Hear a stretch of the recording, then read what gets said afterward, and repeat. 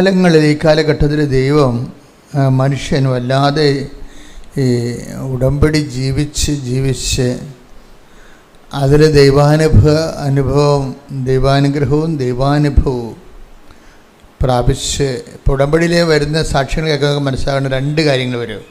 ഒന്ന് ദൈവ അനുഗ്രഹം, അതേസമയം തന്നെ ദൈവ അനുഭവം. ഈ ദൈവ അനുഭവം പ്രാപിക്കുന്നവരാണ് പറയണത് ഞങ്ങൾ ഈ ജീവിത രീതി കണ്ടിന്യൂ ചെയ്യണമെന്ന് പറയും. കാര്യം അവർക്ക് ഫീൽ ചെയ്യുന്നുണ്ട്, അവർ ദൈവ മേഖലയിലാണെന്ന് ഫീൽ ചെയ്യുന്നുണ്ട്. ഒരു കാന്തം പോലെ വല്ലാതെ ഇങ്ങനെ യേശു തൻ്റെ ഹൃദയത്തിലേക്ക് പരിശുദ്ധ അമ്മയുടെ മധ്യസ്ഥത്തിൽ നമ്മളെ ഇങ്ങനെ പിടിച്ച് അടുപ്പിക്കണവർ തോന്നും. എൻ്റെ മക്കളെ, സഹോദരങ്ങളെ, നിങ്ങൾ ആദ്യം ശ്രദ്ധിക്കേണ്ടത് divide of your aspiring for blessings, അനുഗ്രഹത്തിന് വേണ്ടിയുള്ള നിങ്ങളുടെ അഭിവാഞ്ചകൾക്കപ്പുറത്ത് കർത്താവുമായൊരു ആത്മബന്ധത്തിന് വേണ്ടിയാണ് ഒരു മുൻഗണന കൊടുക്കേണ്ടത്. ഒന്ന് പ്രാർത്ഥിച്ച്. കർത്താവായ ദൈവമേ, ഈ ഉടമ്പടി ജീവിതത്തിലൂടെ അങ്ങുമായി ഒരു ആത്മബന്ധം എനിക്ക് വരദാനമായി നൽകണമേ. അതെന്താ വെച്ചാൽ അങ്ങനെ പറഞ്ഞ് പ്രാർത്ഥിക്കണമെന്ന് വെച്ച് കഴിഞ്ഞാൽ നമ്മളൊരു പർട്ടിക്കുലർ ബ്ലെസ്സിങ്സ്, ജോലി അല്ലെങ്കിൽ വീട്, ഇതൊക്കെ നിങ്ങൾക്ക് വേണമെന്ന് നിങ്ങളെക്കാൾ ആഗ്രഹിക്കുന്നുണ്ട് ദൈവം. അതാണ് വിഷയം. നമ്മൾ ഭക്ഷണം കഴിച്ച് മര്യാദയ്ക്ക് ജീവിക്കണമെന്ന് നമ്മളെക്കാൾ ആഗ്രഹിക്കുന്നുണ്ട് ദൈവം. ഇത് തന്നെയല്ല, അവൻ്റെ സ്വന്തം പുത്രനെ നമുക്ക് നൽകിയവൻ അവനോടുകൂടി സമസ്തവും. അപ്പം നൽകിയവൻ പുത്രനല്ലാതെ വേറെയും കാര്യങ്ങളുണ്ടെന്നല്ല എൻ്റെ അർത്ഥം. Take the word of God. സ്തുതിക്കട്ടെ. Hallelujah, hallelujah, hallelujah, hallelujah. യേശുവേ നന്ദി, ഹല്ലേലൂയ, ഹല്ലേലൂയ, ഹല്ലേലൂയ, ഹല്ലേലൂയ. യേശുവേ ആരാധന, ആരാധന, ആരാധന, ആരാധന. യേശുവേ നന്ദി, മഹത്വം, മഹത്വം, മഹത്വം, ഹല്ലേലൂയ.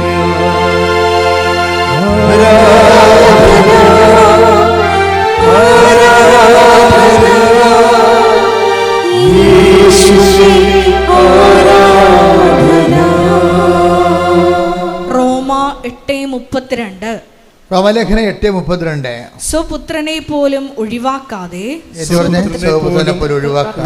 നമുക്കെല്ലാവർക്കും വേണ്ടി അവനെ ഏൽപ്പിച്ചു തന്നവൻ അവനോട് കൂടെ സമസ്തവും നമുക്ക് ദാനമായി നൽകാതിരിക്കുമോ? അപ്പോൾ ഈ സമസ്തവും എന്ന് പറയുമ്പോൾ ഈശോനെ നമ്മൾ ചോദിക്കുമ്പോൾ ഈശോൻ്റെ കൂടെ എന്തെല്ലാം ദൈവത്തിന് നമുക്ക് തരാനുണ്ടോ അതെല്ലാം ഇൻക്ലൂഡഡ് ആണ്. ഈശോനെ നമ്മൾ ചോദിക്കുമ്പോൾ എന്തെല്ലാം നമുക്ക് തരാൻ ദൈവത്തിന് സാധിക്കുമോ, നമ്മുടെ സാഹചര്യത്തിന് പറ്റുന്ന രീതിയിൽ എന്തെല്ലാം ആവശ്യമാണോ അതെല്ലാം. അതുകൊണ്ടാണ് നമ്മളൊരിക്കലും ഒരു പീരിയോഡിക്കലായിട്ടുള്ള ഒരു ഇൻറ്റേറിയം ഇടക്കാല ആത്മീയത അങ്ങനെ ഒരു സംഭവം സെറ്റ് ചെയ്യരുത്. അത് ഹെൽത്തി അല്ല. ഇടക്കാല ആത്മീയത എന്നല്ലേ. ഇടക്കാല ആത്മീയത എന്ന് പറയണത് തവളയെ വിഴുങ്ങിയ പാമ്പിനെ പോലെ ഇരിക്കും. എന്താ പ്രശ്നം? കുറച്ച് കാലത്തേക്ക് നമ്മളിങ്ങനെ ആധ്യാത്മികത മുഴച്ചിരിക്കും, പിന്നെയും പഴയതുപോലെ ഇരിക്കും. അങ്ങനെ വരരുത്. ക്രിസ്തു എങ്ങനെയാണ് തിരിച്ചു പോയത്? കൃത്യമായി ദൈവത്തിൻ്റെ വചനപ്രകാരം ജീവിച്ച് ദൗത്യം പൂർത്തിയാക്കിയാൽ തിരിച്ചു പോകണം. അപ്പം അതുകൊണ്ട് തന്നെയാണ് എല്ലാവരും ദൈവഭവനത്തിൽ നിന്ന് വന്ന് ദൈവഭവനത്തിലേക്ക് തിരിച്ചു പോകണം. നമ്മൾ തിരിച്ചു പോക്ക് ഉറപ്പ് വരുത്താനാണ് ഈ അനുതാപം വരണതേ. പിതാവേ, ഞാൻ അങ്ങേ പക്കൽ നിന്ന് വന്നു, അങ്ങേ പക്കലേക്ക് തിരിച്ചു വരികയാണ്. അങ്ങേ പക്കൽ നിന്ന് വരുന്നതിന് കുഴപ്പമില്ല, അത് നമ്മുടെ നടപടിയല്ല. Take the bed of God. ഞാൻ അങ്ങേ പക്കൽ നിന്ന് വന്നു, അങ്ങേ പക്കലേക്ക് തിരിച്ചു വരികയാണ്. Take the bed of God. Yohannan 16:28. Yohannan 16:28. ഞാൻ പിതാവിൽ നിന്ന് പുറപ്പെട്ട് കണ്ട് ഞാൻ പിതാവിൽ നിന്ന് പുറപ്പെട്ട് ലോകത്തിലേക്ക് വന്നു. ഇപ്പോൾ വീണ്ടും ലോകം വിട്ട് പിതാവിന്റെ അടുത്തേക്ക് പോകുന്നു. ഇതാണ് സംഭവം. എത്ര? യോഹന്നാൻ 16:28. അപ്പോൾ എന്താ വിഷയം? പിതാവ് ഞാൻ അങ്ങേ പക്കൽ നിന്ന് വന്നു, അങ്ങേ പക്കലേക്ക് തിരിച്ചു വരികയാണ്. എന്താ പ്രശ്നം? അങ്ങേ പക്കൽ നിന്ന് വന്നു എന്ന് പറയണത് നമ്മൾ ആരെങ്കിലും മെമ്മോറാണ്ടം കൊടുത്തിട്ട് വന്നതാണോ? പിതാവ് ഞാൻ അങ്ങേ പക്കൽ നിന്ന് വന്നു, നമ്മൾ അങ്ങേ പക്കൽ നിന്ന് തന്നെ വന്നിരിക്കണത്. നമ്മൾ ആരെങ്കിലും അപേക്ഷ കൊടുത്തിട്ട് വന്നതാണോ? അല്ല. അത് ദൈവത്തിൻ്റെ നടപടിക്രമമാണ്, ദൈവത്തിൻ്റെ സ്നേഹത്തിൻ്റെ പ്രവൃത്തിയാണ്. നമുക്ക് ഈ ഭൂമിയിൽ ഒരു ജന്മം നൽകിയതും അതിലൂടെ കർത്താവിനെ അറിഞ്ഞ് ജീവിക്കാനും ഈ ഭൂമിയിൽ ദൈവത്തെ മഹത്വപ്പെടുത്തി മുന്നേറുവാനും ദൈവത്തിൻ്റെ കൃപയിൽ ഇത് പര്യവസാനിപ്പിക്കാനും ദൈവം നമുക്ക് നൽകുന്ന ഒരവസരമാണ്. ഇനി പ്രോബ്ലം വന്നിരിക്കുന്നത് എങ്ങനെയാണ്? ദൈവത്തിൻ്റെ അടുക്കിലേക്ക് വന്നുവെന്നുള്ളത് ദൈവത്തിൻ്റെ പ്രവൃത്തിയാണ്, അല്ലേ? അതിന് ഈ ജീവിതകാലം മുഴുവൻ നമ്മൾ നന്ദി പറയണം. പിന്നെ എന്താണ്? അങ്ങേ പക്കലേക്ക് തിരിച്ചു വരികയാണ്. അപ്പോഴാണ് പ്രശ്നം. ബ്രീഡിയ അങ്ങേ പക്കലേക്ക് തിരിച്ചു വരണത് ദൈവത്തിൻ്റെ പ്രവൃത്തിയല്ല. ഒരു കാന്തവും വെച്ചിട്ടില്ല നിന്നെ അങ്ങോട്ട് വലിച്ചെടുക്കാൻ വേണ്ടി. പക്ഷെ വഴികൾ പറഞ്ഞു തന്നിട്ടുണ്ട് എങ്ങനെ വരണമെന്ന്, തിരിച്ചു വരണമെന്ന്. അതിനാണ് വചനം തന്നിരിക്കുന്നത്. നീ ഇടത്തോട്ട് വലത്തോട്ട് തിരിയാനുള്ള സാധ്യതയുണ്ട്. അത് ഇത് കണ്ടിട്ടേ വഴിതെറ്റി പോകാൻ സാധ്യതയുണ്ട്. പച്ചപ്പ് കാണുമ്പോഴേ ആടങ്ങാട്ടി ഇങ്ങോട്ട് തെറ്റിയല്ല. അപ്പോൾ പിന്നിൽ നിന്ന് പറഞ്ഞു ഹേ എന്ന് സ്വരം കേൾക്കും. ഇതാണ് വഴി. ശ്രുതിക്കട്ടെ. ഹല്ലേലൂയ. യെശയ്യാ 30:21. യെശയ്യാ 30:21. നീ വലത്തോട്ടോ ഇടത്തോട്ടോ തിരിയുമ്പോൾ, തിരിച്ചു പോക്കിൻ്റെ ജീവിതത്തിലെ തീർത്ഥയാത്ര, സ്വർഗീയ ജെറുസലേമിലേക്കുള്ള യാത്രയിൽ നീ ഇടത്തോട്ട് വലത്തോട്ട് തിരിയാൻ സാധ്യതയുണ്ട്. അപ്പോഴേ നിന്റെ കാതുകൾ പിന്നിൽ നിന്ന് ഒരു സ്വരം ശ്രവിക്കും. അപ്പൊ വചനമാണത്. ഇതാണ് വഴി, ഇതിലേ പോവുക. അപ്പൊ ചില പ്രശ്നമുണ്ട്. അപ്പൊ ചിലർ പറയും ആ വഴി എനിക്ക് വേണ്ട, എനിക്ക് വേറെ എൻ്റെ വഴിയെന്ന് പറയും. എനിക്ക് എൻ്റെ വഴി. നോട്ട് ഡബിൾ ചെയ്യണമെങ്കിൽ അതൊരു വഴി. 10 പൈസ പെട്ടെന്ന് ഉണ്ടാക്കാൻ പറ്റിയ പരിപാടിയാണ് നോട്ട് ഇരട്ടിപ്പിക്കൽ.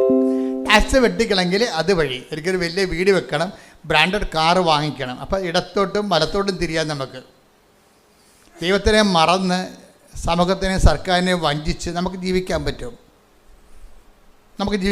അപ്പോൾ നീ ഇടത്തോട്ടോ വലത്തോട്ടോ തിരിയുമ്പോൾ ജീവിച്ച് കല്യാണം കഴിച്ച് മാന്യമായിട്ട് ജീവിക്കുന്ന പെണ്ണിനെ വേറൊരു പെണ്ണിനെ കണ്ടപ്പോൾ അതിൻ്റെ തോളെ കൈയിട്ടുകൊണ്ട് നിന്റെ രണ്ട് പ്രസവിച്ച് നിന്റെ കുഞ്ഞിനെ വളർത്തുന്ന ഭാര്യയെ നീ രഹസ്യത്തിൽ ഉപേക്ഷിക്കുക. എന്നിട്ട് ആ പെണ്ണിൻ്റെ കൂടെ ഒക്കെ പോകാം.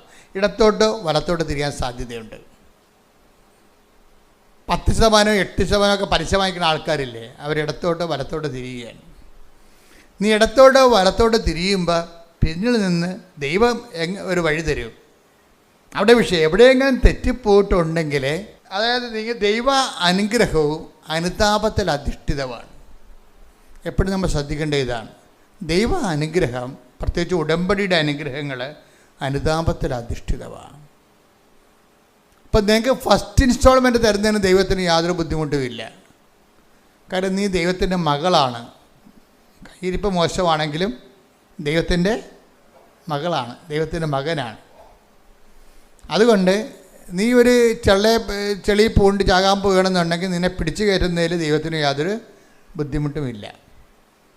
പിന്നെയും ചാടി ചെള്ളയെ വീണ് കഴിഞ്ഞാൽ പിന്നെ നിന്റെ സ്ഥിരം കലാപരിപാടിയായി കഴിഞ്ഞാൽ ദൈവത്തിന് അതിൻ്റെ അകത്ത് പങ്കാളിത്തമില്ല. അതെപ്പോഴും മനസ്സിലാക്കണം. അതുകൊണ്ട് ഈ അനുതാപം എന്ന് പറയുന്നതിൻ്റെ വിഷയം മനസ്താപരണമാണ് അഡ്രസ്സ് ചെയ്യണത്. മേലിൽ പാപം ചെയ്യുകയില്ലെന്നും അതാണ് വിഷയം. ആ ടൈപ്പ് സാധനം വീണ്ടും എടുക്കരുത്. ഇതുകൊണ്ടാണ് നമ്മൾ പറയണത് പാപങ്ങളിൽ ചെന്ന് ചാടരുത്. നമ്മൾ അറിഞ്ഞുകൊണ്ട് നമ്മളെ സംബന്ധിച്ചിടത്തോളം തിരിച്ച് കർത്താവിൻ്റെ ഭവനത്തിലെത്താം. ഇപ്പം നീ പ്രസവിക്കുന്ന കുഞ്ഞുങ്ങളെ ജ്ഞാനസ്ഥാനപ്പെടുത്താൻ നീ ബാധ്യസ്ഥയാണ്. എന്താ കാര്യം? നീ അങ്ങേപ്പക്കൽ നിന്ന് വന്നു, നിനക്ക് ദൈവം തന്ന കുഞ്ഞുങ്ങളെ രക്ഷയിൽ വളർത്താൻ പറ്റണം. അതിനെ വളർത്താൻ പറ്റാതെ ഒരുത്തനെ കണ്ടപ്പോൾ നിനക്ക് മനസ്സിൽ പൂതി തോന്നി അവൻ്റെ കൂടെ ചാടി ഓടിപ്പോയി കഴിഞ്ഞാൽ പിന്നെ മിസ്റ്റേക്കാവും. അതുകൊണ്ട് ആണ് എപ്പോഴും നമ്മൾ ശ്രദ്ധിക്കേണ്ടത്. അതായത് ഒരരിശത്തിന് അറ്റിച്ചാടിയ പല അരിശ അവിടെ എടുത്തു കഴിഞ്ഞാൽ പോകാൻ പക്ഷേ ബുദ്ധിമുണ്ട്. അപ്പം നിങ്ങളുടെ ചെറുപ്പകാലത്ത് കാണിക്കുന്ന ദൈവത്തെ മറന്നുള്ള ജീവിതത്തിനെ എന്നിട്ട് ഈ പിന്നെ അങ്ങനെ കുഞ്ഞുങ്ങളെ പെറ്റ് കിട്ടിക്കഴിഞ്ഞാൽ പിന്നെ നിങ്ങൾ മരണം വരെ നിങ്ങളുടെ പ്രാർത്ഥന എന്താണ്? ആ കുഞ്ഞുങ്ങളെ കർത്താവിൻ്റെ നാമത്തിൽ സ്നാനപ്പെടുത്തുന്നവരെ നിങ്ങൾ കണ്ണുനീരോടെ ദൈവദർശനം നിൽക്കണം. വിശുദ്ധിയോടെ നിങ്ങൾ ജീവിക്കണം. വിശുദ്ധിയോടെ നിൻ്റെ ജീവിത പങ്കാളിയെ ദൈവത്തിന് സമർപ്പിച്ചുകൊണ്ട് തന്നെ നിനക്ക് നിൻ്റെ രീതി വിശുദ്ധിയോടെ ജീവിക്കാൻ കഴിയും. ഇപ്പം അഗസ്റ്റിൻ്റെയൊക്കെ അപ്പനെന്ന് പറയണത്, സെൻ്റ് അഗസ്റ്റിൻ്റെയൊക്കെ അപ്പനെന്ന് പറയണത് കത്തോലിക്കനല്ലായിരുന്നു, ശരിക്കും പറഞ്ഞാൽ ക്രിസ്ത്യാനി അല്ലായിരുന്നു. അവരുടെ കൂടെ മോനിക്ക പുണ്യാളത്തിൽ ജീവിച്ച് വിശുദ്ധയായിട്ടുണ്ട്. അപ്പോൾ സഭയിൽ പുതിയ കാര്യങ്ങളൊന്നും അല്ല ഇത്. മനുഷ്യനുണ്ടാകുന്ന കാര്യങ്ങളെല്ലാം ഇതുപോലെ അവറേഷൻസ് ഉണ്ടാകും. പക്ഷെ നമുക്കൊരു മനസ്സാക്ഷിയുണ്ട്. എന്താണ്? തിരിച്ച് പിതാവിൻ്റെ അടുത്തേക്ക് എത്തണം. നമ്മൾ ജനിപ്പിക്കുന്ന കുഞ്ഞ് കർത്താവിനെ അറിയണം. അങ്ങനെയാണ് അഗസ്റ്റിൻ എല്ലാ മോശകരമായ ജീവിതത്തിൽ നിന്ന് തിരിച്ചു വന്നിട്ട് കർത്താവിനെ അറിഞ്ഞ് ആ മനുഷ്യൻ അവസാനം വിശ്വാസം സ്വീകരിച്ച് വൈദികനായി, മെത്രാനായി, വിശുദ്ധനായി, പണ്ഡിതനായി. കണ്ടാ, ഇപ്പോൾ ഒന്നും അസാധ്യമല്ല. ഒരു അമ്മ വിചാരിച്ചത് കൊണ്ടാണ്. ഒരമ്മയുടെ അനുതാപമാണ് ഈ അഗസ്റ്റിൻ എന്ന് പറയുന്ന വിശുദ്ധൻ. ഒരമ്മയുടെ അവരുടെ ജീവിതകാലത്ത് പ്രത്യേക സാഹചര്യ സമ്മർദ്ദം കൊണ്ട് അവർ പെട്ടുപോയി. പക്ഷേ പെട്ടുപോയി കിടന്നതിന് പിന്നെ അത് അവിടെ കിടന്ന് നീതീകരിക്കുകയല്ല, നീതീകരിച്ച് മെഴുകേണ്ട കാര്യമില്ല. മറിച്ച് സത്യത്തെ മനസ്സിലാക്കുമ്പോൾ തിരിച്ചു വരാനുള്ള എല്ലാ ആഗ്രഹങ്ങളും മനസ്സിൽ സൂക്ഷിച്ച് അതിനുവേണ്ടി കാര്യങ്ങൾ ആത്മീയമായി ക്രമീകരിച്ച് ദൈവത്തിൻ്റെ ലക്ഷ്യമാക്കി ജീവിതം പുനഃക്രമീകരിച്ച് കഴിയുമ്പോൾ അനുതാപത്തിൻ്റെ ഫലങ്ങളാകും. പ്രാർത്ഥിക്കുക. കർത്താവായ ദൈവമേ, നടന്ന് സംഭവിച്ചു പോയിട്ടുള്ള അബദ്ധങ്ങളെ അനുതാപത്തിലൂടെ ദൈവ തിരുസന്നിധിയിലെ നീതീകരിക്കപ്പെട്ടവളാകാൻ, നീതീകരിക്കപ്പെട്ടവനാകാൻ ഏകലക്ഷ്യമായ ഏകസത്യമായ യേശുക്രിസ്തുവിലേക്ക് നടന്നെടുക്കുവാൻ തിരിച്ചു ചെല്ലുമ്പോൾ ദൈവ തിരുസന്നിധിയിലെ എത്തിച്ചേരുവാൻ എന്നെ സഹായിക്കണമേ. തിരിച്ച് ചെല്ലലെ ഉറപ്പ് വരുത്തുന്നതിന് വേണ്ടി ദൈവം ഈ ഭൂമിയിൽ വെച്ചിരിക്കുന്ന സംവിധാനമാണ് സഭയുടെ പ്രബോധന അധികാരം എന്ന് പറയുന്നത്. എന്തിനാണ് സഭയുടെ പ്രബോധന അധികാരം വെച്ചിരിക്കുന്നത്? സഭ ഓരോരോ കാലത്ത് സഭയ്ക്ക് നൽകിയിട്ടുള്ള അഴിക്കാനും ബന്ധിക്കാനുമുള്ള അധികാരം വെച്ചുകൊണ്ട് സഭ നമ്മുടെ തിരിച്ചു ചെല്ലലെ, ദൈവത്തിലേക്ക് തിരിച്ചു ചെല്ലലെ സുഗമമാക്കും. സഭ ചെയ്യുന്നത് സുഗമമാക്കുകയാണ്. എന്താ കാര്യം? എവിടെയെങ്കിലുമൊക്കെ ചില സമയത്ത് ചില തർക്കവിതർക്കങ്ങളൊക്കെ ഉണ്ടാകും. മാതാവിൻ്റെ കന്യത്വത്തെക്കുറിച്ചോ ദൈവമാതൃത്വത്തെക്കുറിച്ചോ അമലോത്ഭവത്തെക്കുറിച്ചോ ഓരോ കാലഘട്ടങ്ങളിലെ മനുഷ്യന്മാരുടെ എതിർ ചിന്തകളൊക്കെ വരും. അപ്പം ആ എതിർ ചിന്തകൾ വരുമ്പോൾ നമ്മുടെ യാത്രകളെ അത് ദുർഗമനം ചെയ്ത് അതിൻ്റെ സ്പീഡ് കുറക്കും. ഇവിടെ പ്രതിഷ്ഠീകരണത്തിൻ്റെ സാക്ഷിയായി ഈ അൾത്താരയിൽ, ഈ തിരുസന്നിധിയിൽ വന്ന് നിർത്തിയ അമ്മയ്ക്കും തിരുക്കുമാരനും കോടാനുകൂടി നന്ദി പറയുന്നു. ഞാൻ 2022 എനിക്ക് എൻ്റെ ഭർത്താവിന് ഒരു തളർച്ചയുണ്ടായി. ഒരു വശം തളർന്നു പോയി. അതിനെ തുടർന്ന് ആശുപത്രിയിൽ പോയപ്പോൾ അവിടെ വെച്ചൊരു പേപ്പർ കിട്ടി. അത് പേപ്പർ തൊട്ട് ഞാൻ പ്രാർത്ഥിച്ചു, എൻ്റെ ഈശോയെ, എൻ്റെ അമ്മയെ, എൻ്റെ ഭർത്താവിനെ രക്ഷപ്പെടുത്തി എഴുന്നേൽപ്പിച്ചിരുത്തി തന്നാൽ ഞാനിവിടെ വന്ന് ഉടമ്പടി എടുത്തോളാം എന്ന് ഞാൻ പ്രാർത്ഥിച്ചു. അതിൻ്റെ ഫലമായി എനിക്ക് ആഗസ്റ്റ് 2023 ആഗസ്റ്റ് 7-ാം തീയതി ഞാനിവിടെ വന്ന് ഉടമ്പടി എടുത്തു. ഉടമ്പടി എടുത്തപ്പോൾ ആദ്യത്തെ നിയോഗം ഞാൻ എൻ്റെ മകൾക്ക് ഒരു കുഞ്ഞിനെ തരണമെന്നാണ് ഞാൻ പ്രാർത്ഥിച്ചത്, എഴുതിയിരുന്നത്. അതെനിക്ക് അമ്മ മാതാവ് സാധിച്ചു തന്നു. അപ്പോൾ കുഞ്ഞിന് 3 മാസം കഴിഞ്ഞു. കാരുണ്യ പ്രവൃത്തികളാണെങ്കിൽ ഞാൻ രോഗികളെയൊക്കെ കാണാൻ പോകുമായിരുന്നു, അവർക്ക് ഭക്ഷണം മേടിച്ചു കൊടുക്കുമായിരുന്നു. ഇവിടെ നിന്ന് കൊണ്ടുപോകുന്ന പേപ്പർ അത് ഞാൻ ആശുപത്രിയിൽ, ഗവൺമെൻറ് ആശുപത്രികളിൽ എല്ലാ രോഗികൾക്കും കൊണ്ട് കൊടുക്കുമായിരുന്നു. പിന്നെ ബൈബിൾ വായിക്കുകയാണെങ്കിൽ കുറച്ച് സമയം, ഞാൻ ആദ്യമൊക്കെ കുറച്ച് സമയം വായിക്കും. ഇപ്പോൾ അരമണിക്കൂറൊക്കെ സമയം കിട്ടുമ്പോഴൊക്കെ വായിക്കാറുണ്ട്.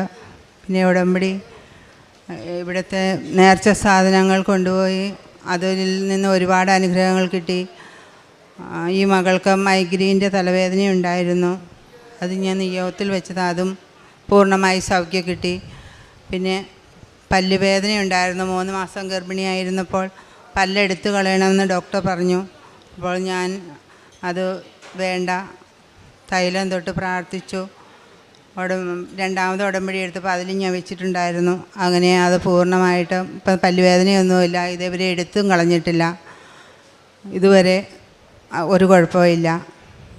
പിന്നെ തൈലം കൊണ്ട് എൻ്റെ മൂത്ത മകളുടെ കുട്ടികൾക്ക് എപ്പോഴും ഞാൻ തൈലം കൊണ്ട് കുരിശ് വരച്ച് കൊടുക്കും. അവർക്ക് എപ്പോഴും പനിയൊക്കെ ഉണ്ടാകുമായിരുന്നു. ആഴ്ചയിൽ, മാസത്തിൽ 2 തവണ 3 തവണയൊക്കെ പനിക്കും, ആശുപത്രിയിൽ കൊണ്ടുപോകും. ഈ ഉടമ്പടിയിലായിരുന്നു ഇത്രയും നാളുമായിട്ടും ഇന്ന് വരെ പനിച്ചിട്ടില്ല. ഈ ഉടമ്പടി നേർച്ച സാധനങ്ങൾ കൊണ്ട് ഞാൻ ഇന്ന് വരെ, എനിക്കാണെങ്കിലും എവിടെയെങ്കിലും നടുവേദനയൊക്കെ ഉണ്ടായിരുന്നു. അത് ഉപയോഗിച്ചാൽ പിന്നെ എനിക്ക് അതെല്ലാം പൂർണ്ണ സൗഖ്യം കിട്ടി. ഇന്ന് വരെ ഒരു മരുന്ന് കഴിച്ചിട്ടില്ല ഞാൻ. അങ്ങനെ ഒരുപാട് അനുഗ്രഹങ്ങൾ തന്ന അമ്മ മാതാവിനും തിരുക്കുമാരനും കോടാനുകൂടി നന്ദി പറയുന്നു. ഈ അൽത്താരയിൽ വന്ന് സാക്ഷ്യം പറയുവാൻ എന്നെ അനുവദിച്ച എൻ്റെ തിരുക്കുമാരനോടും മാതാവിനോടും 1000 നന്ദി പറയുന്നു. എൻ്റെ പേര് സിജി, എൻ്റെ മകൻ പ്രിൻസ്. ഞാൻ ഇടുക്കി ജില്ലയിൽ മാങ്കുളം ജോർജിയാർ ഇടവകയിൽ നിന്നും വരുന്നു. എനിക്ക് ആദ്യമായി എൻ്റെ ഒരു കൂട്ടുകാരി ചേച്ചിയിലൂടെയാണ് കൃപാസനത്തെപ്പറ്റി എന്നോട് പറഞ്ഞത്. അത് ഞാൻ 2-3 പ്രാവശ്യം തടസ്സമായിട്ടൊക്കെ പോകുന്നില്ല, ഇപ്പം സമയമില്ല, പൈസ ഇല്ലെന്നൊക്കെ പറഞ്ഞിരുന്നു. പക്ഷേ എൻ്റെ മകനൊരു ജോലിക്ക് വേണ്ടി ഒത്തിരി അവൻ കഷ്ടപ്പെട്ടു. അപ്പോൾ പല സ്ഥലങ്ങളിലും അന്വേഷിച്ചിട്ടും അവനൊരു ജോലി കിട്ടുന്നില്ല. അപ്പോൾ ഞാൻ മാതാവിനോടിൻ്റെ അടുത്ത് ഞാൻ എൻ്റെ മനസ്സിലൊരു നിയോഗം വെച്ചു. 2023 മാർച്ച് 12 എന്ന ഒരു ദിവസമുണ്ടെങ്കിൽ ഞാൻ മാതാവിൻ്റെ അടുത്ത് വന്ന് ഉടമ്പടി എടുത്തുകൊള്ളാമെന്ന്. അതിൻ പ്രകാരം ആ ദിവസം തന്നെ ഞാൻ ഇവിടെ വന്ന് മാതാവിൻ്റെ അടുത്ത് വന്ന് ഉടമ്പടി എടുത്തു. ഉടമ്പടി എടുത്ത് പോയി ഒരു മാസത്തിനുള്ളിൽ ഇവൻ എറണാകുളത്തൊരു കമ്പനിയിൽ ജോലി ചെയ്യുകയായിരുന്നു. അപ്പോൾ ഇവൻ എന്നെ വിളിച്ചിട്ട് പറഞ്ഞു, അമ്മേ എനിക്ക് പുറത്തേക്ക് പോകാനുള്ള വിസയൊക്കെ ശരിയായി വരുന്നുണ്ടെന്ന് പറഞ്ഞു. അപ്പോൾ ഞാൻ പറഞ്ഞു, മാതാവിൻ്റെ ഉടമ്പടിയിൽ ഞാൻ 1ാമത്തെ നിയോഗമായിട്ട് അത് വെച്ചിരുന്നു എന്ന് പറഞ്ഞു.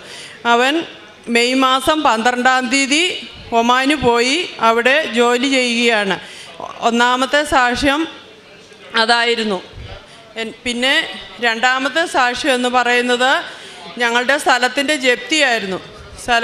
9 ലക്ഷം രൂപയോളം ഞങ്ങൾക്ക് കടമുണ്ടായിരുന്നു. അത് ബാങ്കിൽ, വില്ലേജിലേക്കും എല്ലാം ജപ്തി ഇതായിട്ട് കൊടുത്തു. വീട്ടിൽ വന്നു. ഞങ്ങളെക്കൊണ്ട് ഒരു നിവർത്തിയില്ല അടയ്ക്കാനായിട്ട്. 2 പ്രാവശ്യം ഞാൻ വിചാരിച്ചു ജപ്തി ചെയ്തുകൊണ്ട് പോട്ടെ എന്ന്. എന്നിട്ടും മനസ്സ് സമ്മതിക്കുന്നില്ല. ഞാൻ മാതാവിൻ്റെ അടുത്ത് വന്ന് പ്രാർത്ഥിച്ചു. എനിക്ക് ജപ്തി നോട്ടീസുമായിട്ട് ഞാൻ ഇവിടെ വന്നു. അച്ഛനെ കാണാനൊരു അവസരം കിട്ടി. അച്ഛൻ അനുഗ്രഹിച്ച് ഒരു കാശുരൂപം തന്നു. ഉപ്പും കൊണ്ടുപോയി പറമ്പിലിടാൻ പറഞ്ഞു. അതുപോലെ തന്നെ ചെയ്തു. ഒരു 15 ദിവസത്തിനുള്ളിൽ കടം വീട്ടുന്നതിന് വേണ്ടി എന്നെ ബാങ്കിൽ നിന്നും അവർ ടോക്കൺ അടയ്ക്കാവോ എന്ന് ചോദിച്ചു.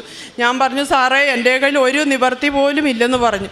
പക്ഷേ കുറച്ച് പൈസയെങ്കിലും നിങ്ങൾ ടോക്കൺ അടയ്ക്കണമെന്ന് പറഞ്ഞു. ഞാൻ അങ്ങനെ പലരോടായിട്ട് വായ്പ മേടിച്ച് കുറച്ച് പൈസ കൊണ്ട് ടോക്കൺ അടച്ചിട്ട് വീട്ടിൽ വരുമ്പോൾ അവിടുന്ന് എന്നെ വിളിക്കുകയാണ്, നിങ്ങൾ വീട്ടിൽ കാണുമോ എന്ന് ചോദിച്ചു. അപ്പം ഞാൻ പറഞ്ഞു, വീട്ടിൽ കാണും എന്ന് പറഞ്ഞു. ഞങ്ങൾ അവിടം വരെ വരുന്നുണ്ടെന്ന് പറഞ്ഞു. അപ്പം ഞാൻ പേടിച്ചെന്ന് വെച്ച് ഇവരെന്ത് പറയാനാണ് അവിടെ വരുന്നതെന്ന് എനിക്ക് അറിയത്തില്ലായിരുന്നു. ഞാൻ 2 പ്രാവശ്യം വീട്ടിൽ കാണണ്ട, കഥ കടച്ചിട്ട് മാറാം എന്ന് വിചാരിച്ചു. പക്ഷേ പരിശുദ്ധ അമ്മ നീ പോകരുതെന്നുള്ള ഒരു ചിന്ത എൻ്റെ മനസ്സിലേക്ക് കടന്നു വന്ന് ഞാൻ അവിടെ നിന്ന് ആ സാറുമാർ വന്നു കഴിഞ്ഞപ്പോൾ എന്നോട് പറഞ്ഞു, എടുത്ത മുതൽ മാത്രം അടച്ചാൽ മതി, പലിശ മൊത്തം എഴുതി തള്ളിത്തരാമെന്ന് പറഞ്ഞു. അങ്ങനെ എനിക്ക് ഏറ്റവും വലിയൊരു അനുഗ്രഹം ദൈവമാതാവും തിരുക്കുമാരനും തന്നു. അതുപോലെ എൻ്റെ രണ്ടാമത്തെ മകന് അവൻ പഠിച്ചുകൊണ്ടിരുന്ന സമയത്ത് അവൻ്റെ കണ്ണിൻ്റെ കൃഷ്ണമണിയുടെ ഒരു ഞരമ്പ് വളഞ്ഞിട്ട് കണ്ണിൻ്റെ ഒരു കാഴ്ച നഷ്ടപ്പെട്ടു എന്ന് പറഞ്ഞു. അങ്കമാലി കൊണ്ട് ഓപ്പറേഷൻ ചെയ്തു. 1 മാസം കഴിഞ്ഞപ്പോൾ ടെസ്റ്റിന് ചെന്നപ്പോൾ അടുത്ത കണ്ണിൻ്റെയും അതുപോലെ തന്നെ വളഞ്ഞ് അതും കാഴ്ച മങ്ങി, അതിൻ്റെ ഓപ്പറേഷൻ ചെയ്യണമെന്ന് പറഞ്ഞു. ജീവിതകാലം മുഴുവനും അവനോട് കണ്ണാടി വെക്കണമെന്നാണ് ഡോക്ടർമാർ പറഞ്ഞിരുന്നത്. മൊബൈൽ മെക്കാനിക്ക് പഠിക്കുന്ന മകൻ ഇന്ന് 9 മാസമായി കണ്ണാടി ഉപയോഗിക്കാതെ ഞാൻ മാതാവിൻ്റെ അടുത്ത് പ്രാർത്ഥിച്ചതിൻ്റെ ഫലമായിട്ട് കണ്ണാടി വയ്ക്കാതെയാണ് വർക്ക് ചെയ്യുന്നത്. ഇത്രയെല്ലാം അനുഗ്രഹം തന്ന മാതാവിനും തിരുക്കുമാരനും 1000 നന്ദി. എൻ്റെ മകൻ്റെ കയ്യിൽ. എൻ്റെ പേര് പ്രിൻസ്. ഞാൻ മസ്കറ്റിലേക്ക് പോകുന്ന സമയത്ത് എനിക്ക് ഒത്തിരി പ്രതിസന്ധി വന്നിട്ടുണ്ടായിരുന്നു. അന്ന സമയത്ത് എനിക്ക് വലിയ വിശ്വാസം കാര്യങ്ങളൊന്നും ഉണ്ടായിരുന്നില്ല. അമ്മയുടെ കൂടെ പ്രാർത്ഥനയ്ക്കൊന്നും രാവിലെ എണീക്കത്തൊന്നുമില്ല. അമ്മ പലപ്പോഴും വിളിക്കും, പലപ്പോഴും പക്ഷേ മടി കാരണം അങ്ങനെ കിടക്കും. രാവിലെ 5:30 എണീറ്റ് പ്രാർത്ഥിക്കുക എന്നുള്ളത് കുറച്ച് ബുദ്ധിമുട്ടുള്ള കാര്യമാണല്ലോ. അതുപോലെ തന്നെ ഞാൻ പലപ്പോഴും എണീക്കാറുണ്ടായില്ല. പക്ഷേ അമ്മയുടെ പ്രാർത്ഥനയും കാര്യങ്ങളൊക്കെ കാരണം പലപ്പോഴും പല കാര്യങ്ങളും എനിക്ക് നന്നായി പോയി. വിസ പ്രോസസ്സിങ്ങും മെഡിക്കലും കാര്യങ്ങളൊക്കെ നന്നായി പോന്നു. പിന്നെ അപ്പോൾ എനിക്ക് കുറച്ച് വിശ്വാസം കാര്യങ്ങളൊക്കെ ഉണ്ടായി. ഞാൻ രാവിലെ പ്രാർത്ഥനയിലൊക്കെ പങ്കെടുക്കാനൊക്കെ തുടങ്ങി. ഞാൻ പോകുന്ന സമയമായപ്പോഴത്തേക്കും എനിക്ക് പൂർണ്ണമായിട്ട് ഉറപ്പായി എന്തായാലും മാതാവിൻ്റെ ഒരു അനുഗ്രഹം കൊണ്ടാണ് എനിക്ക് ഇത്രയും പെട്ടെന്ന് പോകാൻ പറ്റി. എല്ലാം എനിക്കൊരു ഒറ്റ മാസം കൊണ്ടാണ് വിസ പ്രോസസ്സിങ്ങും എല്ലാം കാര്യം നടന്നത്. ഇൻ്റർവ്യൂ കഴിഞ്ഞ് പാസ്സായി, അതുപോലെ തന്നെ വിസ പ്രോസസ്സിങ്ങും മെഡിക്കൽ എല്ലാം ക്ലിയറൻസ് കിട്ടിയത് ഒറ്റ മാസം കൊണ്ടാണ്. ആ ഒരൊറ്റ മാസത്തിനിടയ്ക്ക് അമ്മ മാർച്ച് 12 ഉടമ്പടി എടുത്തു. മെയ് 13 ഞാൻ ഇവിടുന്ന് മസ്കറ്റിലേക്ക് ഫ്ലൈറ്റ് കയറി. അതുകൊണ്ട് തന്നെ അന്ന് തന്നെ ഞാൻ ഉറപ്പിച്ചായിരുന്നു, എന്ന് ഞാൻ നാട്ടിൽ വരുന്നോ ഞാനന്ന് ഉടമ്പടി എടുത്തുന്നത്. ഇന്നാണ് എനിക്ക് അതിനൊരു അവസരം ഉണ്ടായത്. ഇന്ന് ഞാൻ നാട്ടിൽ വന്നു, മാതാവിൻ്റെ അടുത്ത് വന്നു, ഉടമ്പടി എടുത്തു. ഉടമ്പടി പുതുക്കാനാണേലും അല്ലെങ്കിലും ഞാൻ എല്ലാ മാസവും ഇവിടെ വന്ന് മാതാവിൻ്റെ അടുത്ത് നിന്ന് പത്രം മേടിച്ചുകൊണ്ട് പോയി ആശുപത്രികളിൽ കൊടുക്കുന്നു. പിന്നെ പാവപ്പെട്ടവർക്ക് ആശുപത്രികളിൽ പൊതിച്ചോറ് മേടിച്ച് കൊടുക്കുന്നുണ്ട്.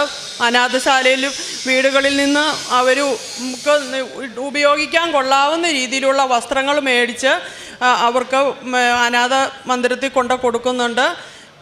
പിന്നെ പള്ളിയിൽ പോകാൻ മാത്രം എനിക്ക് ഞായറാഴ്ച ദിവസം മാത്രമേ പറ്റുള്ളൂ. കാരണം എൻ്റെ വീട് ഒത്തിരി ദൂരമാണ് പള്ളിയിലോട്ട് പോകാനായിട്ട്. പോകുന്ന എല്ലാ ഞായറാഴ്ചകളും ഒരു ഞായറാഴ്ച പോലും മുടങ്ങാതെ പള്ളിയിൽ പോകുമ്പോൾ കുമ്പസാരിച്ച് കുർബാന സ്വീകരിക്കാറുണ്ട്. ഇത്രയെല്ലാം അനുഗ്രഹങ്ങൾ തന്ന ദൈവമാതാവിനും തിരുക്കുമാരനും 1000 നന്ദി പറയുന്നു. പരിശുദ്ധ അമ്മയോടും തിരുക്കുമാരനോടും നന്ദി പറയുകയാണ്. എൻ്റെ പേര് ഷീജ. ഞാൻ ഇടപ്പള്ളിയിൽ നിന്ന് വരുന്നു. ഇതെൻ്റെ മകൾ മിലന. ഞാനിവിടെ ആദ്യമായിട്ട് ഉടമ്പടി എടുത്തത് 2019 മാർച്ച് അവസാനമാണ്. എൻ്റെ മോളുടെ MBBS അഡ്മിഷനുമായിട്ട് ബന്ധപ്പെട്ടാണ് ഞാനിവിടെ ഉടമ്പടി എടുത്തത്.